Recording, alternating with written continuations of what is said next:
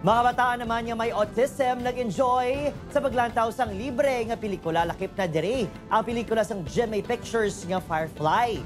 Aktibidad kabahin sa selebrasyon sang National Autism Consciousness Week. Nakatutok Aileen Pedreso.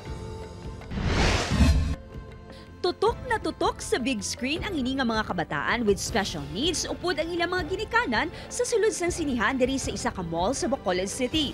Bilang kabahin sa selebrasyon sa National Autism Consciousness Week, isa ka movie experience ang ginhatag sa kabataan.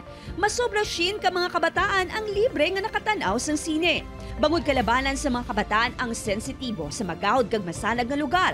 Gin-adjust ang mga suga kag sound sa sulod sa sinihan agud mangin kumbinyente para sa ila. For us parents, syempre medyo ang mga anak namin merong mga sensory issues sa sound, sa lights. So, many families are hesitant to bring their children to the cinemas. Bida syempre ang MMFF 2023 Best Picture na Firefly sa GMA Pictures. Paagi sa sining aktibidad, matagaan man sa oportunidad ang mga kabataan nga may special needs sa equal access o kun inclusivity. Gani ang lola nga si Jusena, nagapasalamat nga naka-enjoy bisan paano ang iyang apo nga magtanaw sa pelikula for the first time. Ay, pahimuyong malang siya. Ay, daw naanad naman na siya nga nagalantaw sa sang-amon ni Balahaw. Simple lang, pero may dako nga impact ang ining experience para sa mga kabataan sunod sa eksperto.